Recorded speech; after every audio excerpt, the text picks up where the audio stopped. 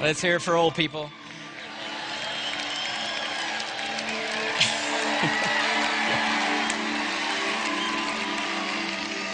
Some of you young people are like, oh yeah, that's the earth. I've seen that. But the first time we saw it, it was like, oh, wow. And we look back at ourselves. It was stunning. And what you see, particularly in this image, you see Africa, if you know your geography well. You see the very tip of southern Africa down about middle of the earth with a wisp of cloud coming over the Cape of Good Hope. You see the Sahara Desert and barren across the top left, Sinai Peninsula to the top right, and just the tip edge there, you see the bottom of the Mediterranean Sea, just up at the very top left edge. But what's amazing about the picture is that you don't see any countries or any cities or any people. You don't see the great need that is there. You don't see the poverty and the strife and the pain. You don't see the glory and the glamour. You don't see anybody's yard or anybody's car. And as you step back, you just begin to get this feeling that maybe we're not so big after all. I mean, we know the one who made this world must be enormous. But all of a sudden we get this feeling that maybe the fall tricked us and maybe we're not quite as important as we thought we were. Or maybe our lives aren't quite as grand as we made them out to be. I love this quote. It's from Neil Armstrong, the first man who walked on the moon. He grabs this thought when he says, I remember on the way home on Apollo 11, it suddenly struck me that tiny pea, pretty and blue, was the earth. I put my thumb up and shut one eye, and my thumb blotted out planet Earth. Listen to his conclusion. He said, but I didn't feel like a giant. I felt very, very small. I think the psalmist got it right when he said, when I look at your heavens, the work of your fingers, the moon and the stars that you have set in place, what is man that you are mindful of him, or the Son of Man that you care for him?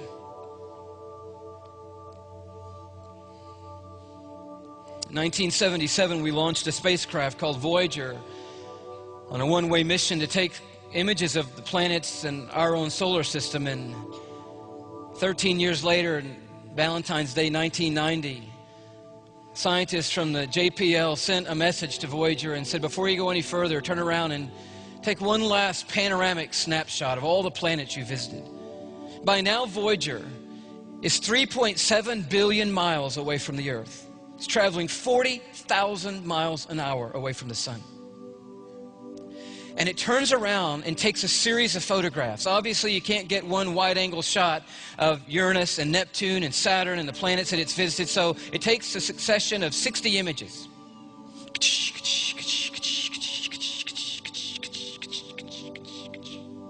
And it starts to send the images back to Earth.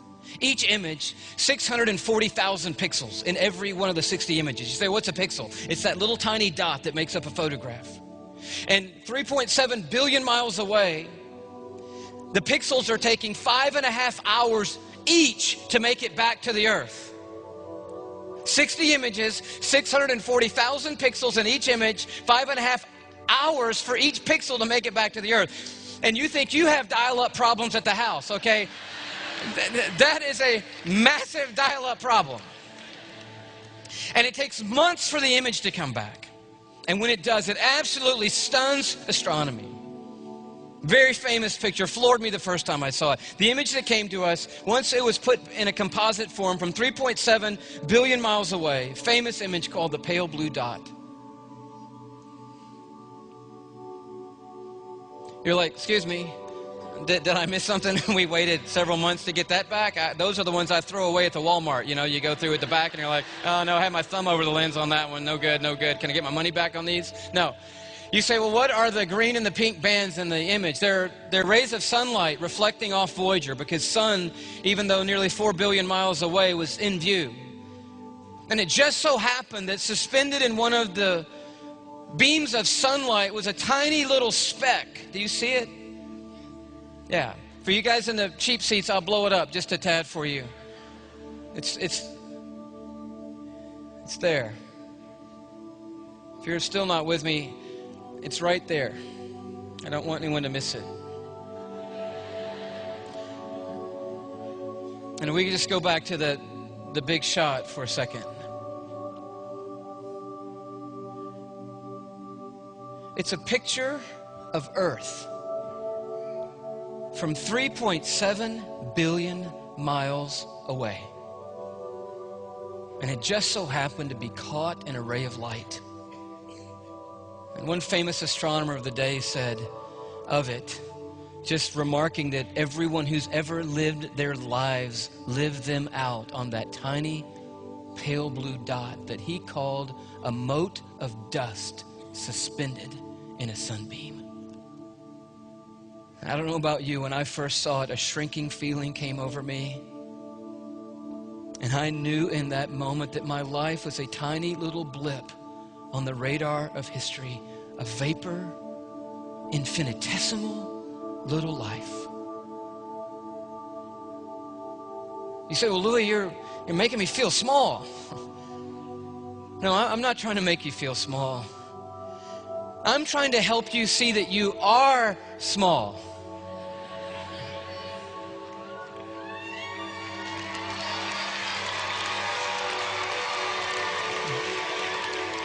But it's significant in significance. Because as tiny as we are known and prized by Majesty, who sent for us and loves us and knows us, even though we are teeny tiny little bitty people on a little bitty speck floating through the vast cosmos that he has made. Just like he could name every star as he called them into being and put them in their places. He could start in this building tonight all the way up in the top with you right there. And he could call you by your name. And he could move to you and call you by your name and you by your name. And the great creator of all the heavens and the earth could move through this auditorium and call every single person in this building by name tonight. He knows us and is aware of us and loves us and has come to invite us into a relationship with him that will never ever end. It's amazing when you think about it. When you think about how big he is, that we know his name. I want to take you on a quick journey outward if you're up for it. I think you guys are tonight. Houston would be like kind of the home of the space program, by the way, at least one of the key centers. And so I want to take you out a little bit. We're going to go 93 million miles out from that little pale blue dot to our nearest star, our sun, which is what we call it. We're not sure what God calls it. He named it, but we call it the sun. You know it. It burns you up. You're around here. You get it. By the way, nice day here in Houston. I hope you enjoyed it. I hope you got outside. You get 16 of those a year here in Houston, so I hope you loved every minute of it. You understand probably more than the other cities that we're going to be going to about the sun. It's a raging ball of fire, people. It is not just up there, you know, nice and happy, smiley face coming up, you know, as we used to draw it as kids. It is 10,000 degrees Fahrenheit on the surface. It is raging intensity. It is like billions of nuclear bombs going off every second. So strong, it's sending light out at 186,000 miles a second. It only takes the beam of light 8 minutes to cover the 93 million mile journey from the sun to your skin in Houston, Texas. And it came out of the mouth of God. We cannot think that he is some kind of mamby-pamby God, some kind of mealy little weak God. He is ferocious, this God we are worshiping tonight. He is intense in power and holiness and radiant splendor and might. And he opens his mouth and things like that just come out of his mouth. We got to remember that tonight. That's who we're worshiping. It's 100 times the diameter of Earth. In case you don't know how big that is, take a look. This gives you a little perspective on us. And that's why tonight when you go to sleep, you want to thank God that we're 93 million miles away from the sun.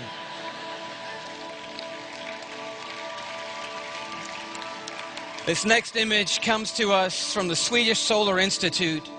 They're doing close-up studies of the surface of the sun, and that's what you get. It's raging fire. Scientists say it would take the gross national product of the United States of America for 7 million years for your local power company to run the sun for 1 second.